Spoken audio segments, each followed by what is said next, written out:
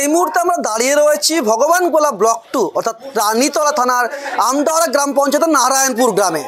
এই গ্রামের প্রায় 50 থেকে 60টি পরিবার কিন্তু জলের তলায়। রীতিমতো যে বৃষ্টি, সে বৃষ্টির জল কিন্তু তাদের বাড়ির মধ্যে ঢুকে গিয়েছে।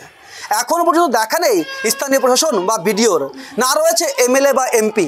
রীতিমতো যে সরকারি জলের প্রকল্পের যে ট্যাপ রয়েছে, সেই ট্যাপও কিন্তু জলের তলায়, আর সেই জলই কিন্তু খাচ্ছেন এলাকার মানুষজন। রীতিমতো কয়েকশো বিঘা জমি কিন্তু রয়েছে এই জলের তলায়। তবু এখন পর্যন্ত না স্থানীয় গ্রাম পঞ্চায়েত মেম্বার, প্রধান বা বিডিও কেউ আসেনি বলে অভিযোগ এলাকাবাসীর। সরকারি এবং জনপ্রতিনিধি এদের কারো দেখা মেলেনি, এবং প্রশাসনিক এই 3 দপ্তরের লোক কেউ আসেনি। না জলমগ্ন হয়ে আছে, কেউ আসেনি, কেউ খোঁজ নেয়নি। না না না না, ও সব কোনো ই নাই। ভোট দিবার দরকার না, ভোটে পাকা ঘর করে দেয় তো ভোট দিব, নাহলে দিব না। ভোট দিব না তো কাউকে।